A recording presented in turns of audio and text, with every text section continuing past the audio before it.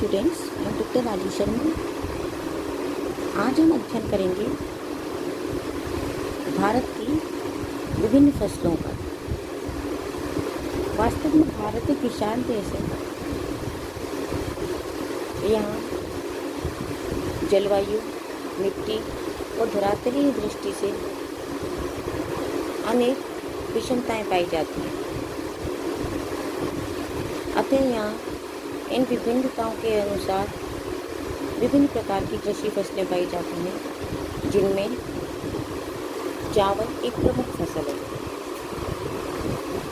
चावल मानसूनी जलवायु की उपज है। अनुमानतः भारत ही चावल की जन्मभूमि है। यहाँ ईसा से लगभग 3000 वर्ष पूर्व भी चावल की खेती के प्रमाण उपलब्ध होते हैं। हिंदुओं के प्रमुख धार्मिक अवसर, पूजन आदि में चावल का प्रयोग भी इसके महत्व को प्रमाणित करता है।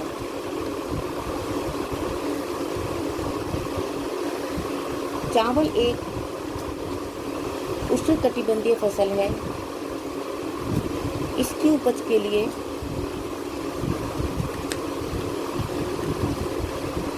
विभिन्न भौगोलिक दशाएं आवश्यक हैं, जैसे तापमान,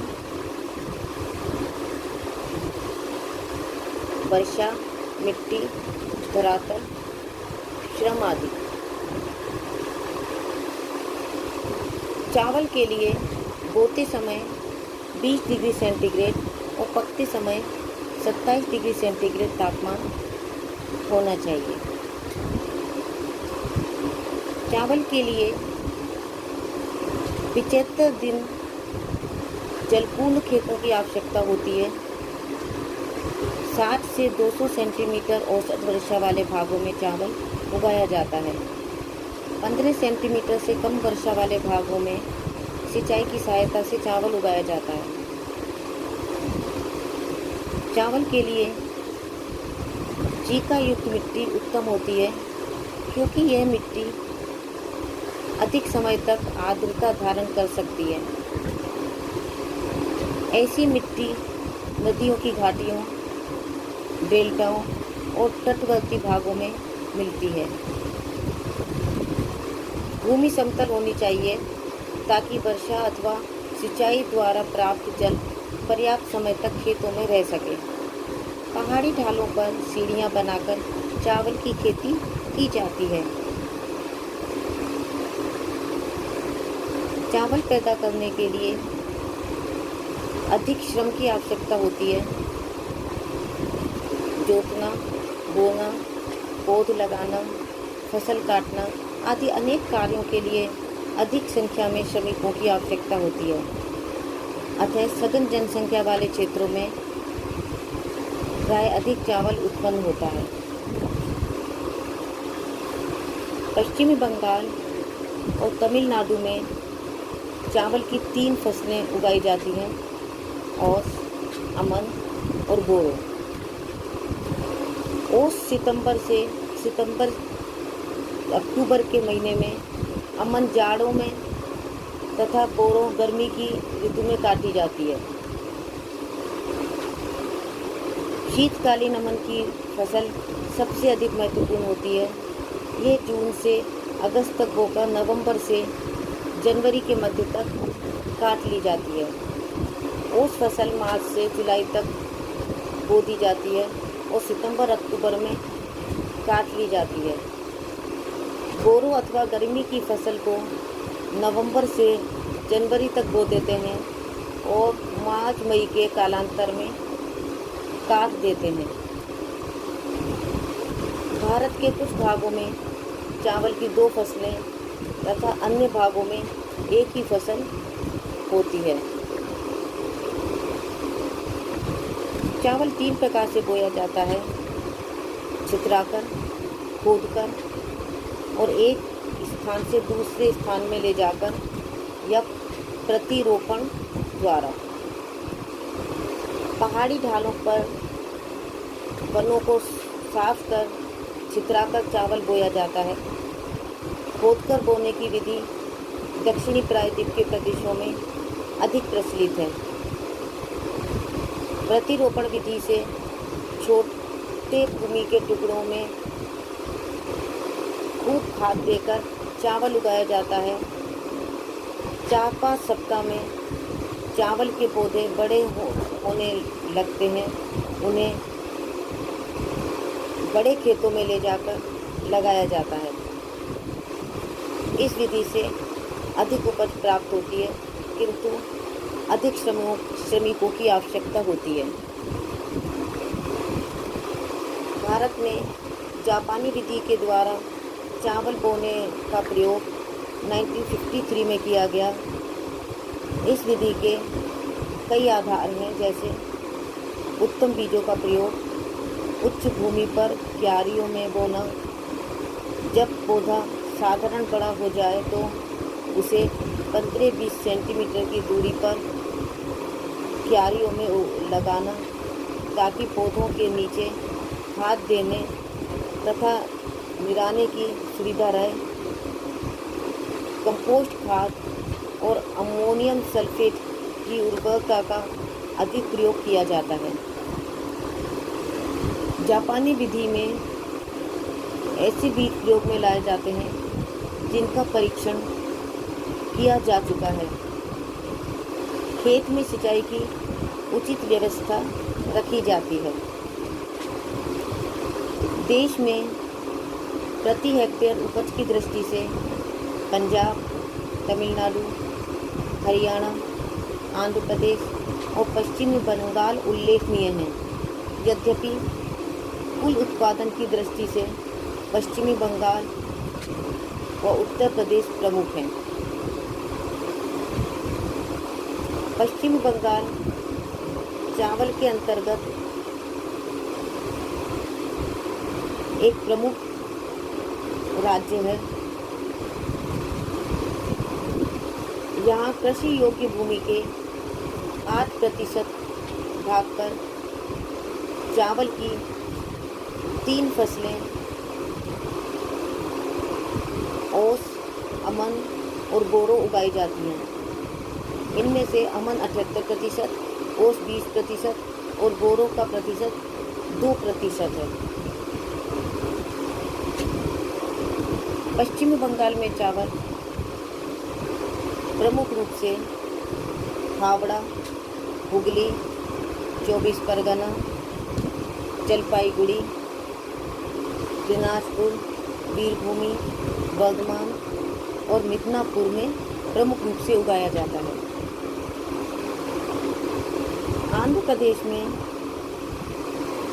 प्रमुख रूप से चावल कर्नूल, कुडुप्पा, गोदावरी, कृष्णा, श्रीकाकुलम, विशाखापट्टनम, गुंटूर आदि जिलों में उगाया जाता है।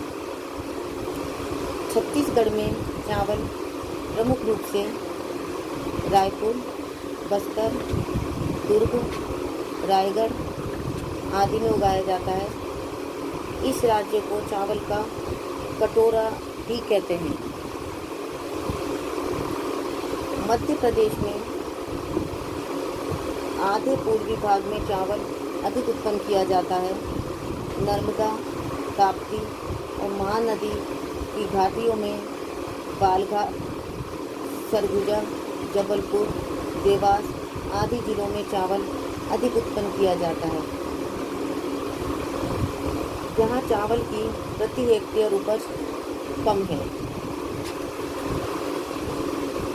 बिहार में चावल प्रमुख रूप से गया, भागलपुर, मुंगेर, मुजफ्फरपुर आदि में उगाया जाता है। तमिलनाडु में चावल प्रमुख रूप से नीलगिरी, तंजौर, चिंगलपुट, दक्षिणी अर्काट आदि में उगाया जाता है। उत्तर प्रदेश में राज्य का पूर्वी भाग चावल के लिए उल्लेखनीय है। पश्चिमी भाग में सिंचाई द्वारा चावल उत्पन्न किया जाता है।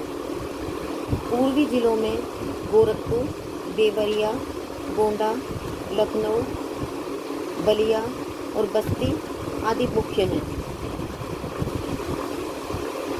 असम में ब्रह्मपुत्र और सुरमा नदी की घाटियों और पहाड़ी ढालों पर चावल उगाया जाता है।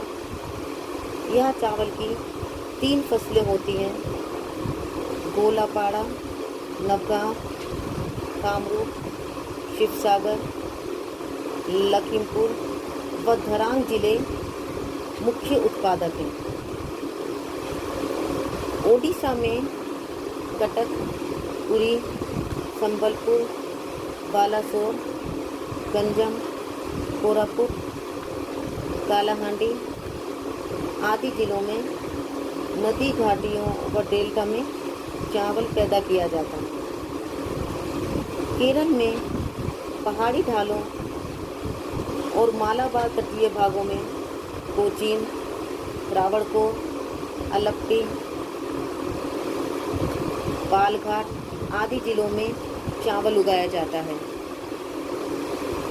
महाराष्ट्र में चावल की खेती पश्चिमी घाट के पश्चिमी ढालों व समुद्र तटीय भागों में ठाणे, कोलाबा, रत्नागिरी, कनारा व कोंकण तट पर चावल उगाया जाता है।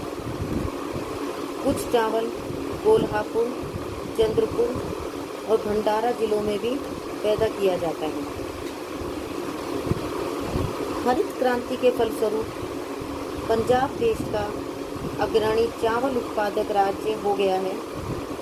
यद्यपि यहाँ देश का कुल 5.9% चावल क्षेत्र स्थित है, किंतु उत्पादन 10.85% होता है। यहाँ देश में चावल की सर्वाधिक प्रति हेक्टेयर उपज प्राप्त होती है। विगत 2 दशकों में 300 से अधिक चावल की किस्में विकसित की गई हैं।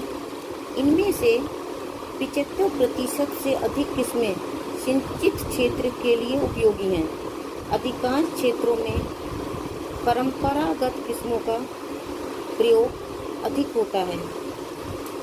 आदिवासी और पिछड़े क्षेत्रों में चावल उगाने की पुरानी विधियां अभी भी प्रचलित हैं। भारत में चावल की उपज को बढ़ाने के लिए कई उपाय किए जा सकते हैं, जैसे अधिक उपज वाली किस्मों के अंतर्गत क्षेत्र में वृद्धि की जाए, उर्वरकों का उचित उपयोग तथा खपत में वृद्धि हो, उत्तम बीजों का उपयोग, मिट्टी की समस्याओं का निराकरण, कृषि के परंपरागत ढंग में सुधार, रोगों व कीटाणुओं पर नियंत्रण, भूगर्भिक जल का उपयोग तथा जल का उचित प्रबंधन आदि कुछ ऐसे उपाय हैं जिनसे चावल की उपज को बढ़ाया जा सकता है। देश में चावल की खपत अधिक है, तथापि देश में कृषि निर्यातों में चावल का प्रमुख स्थान है। भारत खाड़ी के देशों को उत्तम बासमती चावल निर्यात करता है। कभी कभी भारत थाईलैंड, म्यांमार, संयुक्त राज्य, मिस्र, बांग्लादेश एवं श्रीलंका से चावल का आयात भी करता है। तो बच्चों, आज के लिए बस इतना ही। नेक्स्ट टाइम भारत की किसी दूसरी फसल का अध्ययन करेंगे। तब तक के लिए a very happy learning and have a good day. Thank you.